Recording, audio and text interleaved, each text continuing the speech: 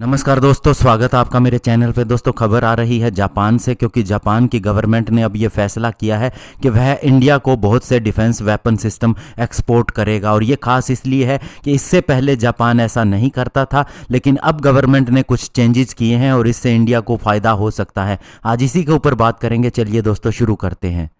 तो दोस्तों, Japanese government ने अब फैसला किया है कि वह बहुत सी चीज़ों का एक्सपोर्ट करेगा इंडिया को, जिसमें दोस्तों फाइटर जेट, मिसाइल और अन्य आर्म्स शामिल हैं। और इससे पहले इसके ऊपर प्रतिबंध था और माना यह भी जा रहा है कि ये जो रेगुलेटरी चेंजेस होंगे एक्सपोर्ट के अंदर, वो अगले साल से हो जाएंगे या फिर जो नेक्स्ट मार्च होगा उससे हो जाएंगे।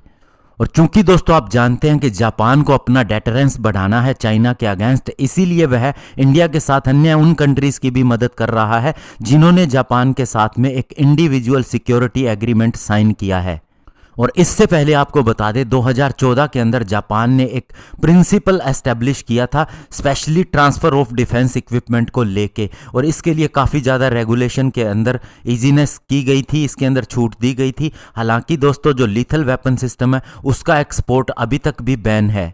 और दोस्तों, इस प्रिंसिपल के तहत जो कंट्रीज जापान के साथ में जॉइंटली डेवलपमेंट में नहीं है किसी भी वेपन सिस्टम को लेके, उन्हें केवल रेस्क्यू, ट्रांसपोर्ट, वार्निंग, सर्विलियंस और माइन स्वीपिंग मिशन के लिए ही वेपन सिस्टम दिए जा सकते हैं। लेकिन अब ऐसा लगता है कि इंडिया जापान के साथ में जॉइंटली भी बहुत सी चीज़ें डेवलप कर सकता है। क्योंकि दोस्तों जापान ने अब इस नियम को बदलने का फैसला लिया है, तो ऐसे में जब उनकी नेशनल सिक्योरिटी स्ट्रेटजी की एक फॉर्मुलेशन होगी और दोबारा से इनका रिवीजन होगा, उसके बाद इसका फैसला लिया जाएगा।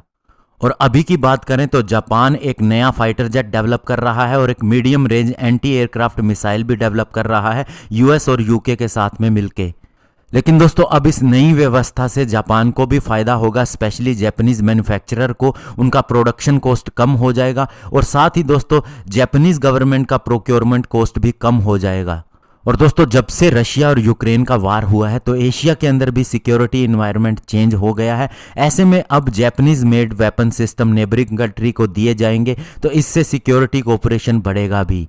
और दोस्तों, चाइना के साथ में इंडिया के भी रिलेशन ऐसे ही हैं। हमारा भी जो स्टैंड ऑफ हुआ था उसके बाद में काफ़ी ज़्यादा चीज़ें बदल गई हैं, तो ऐसे में जापान के साथ कोऑपरेशन करके इंडिया चाइना को कन्फ्रंट कर सकता है। और अभी दोस्तों, जापानीज़ फाइटर जेट और नई जो सी लॉन्च्ड इंटरसेप्टर मिसाइल हैं वो इन कई देशों को मिल सकती हैं।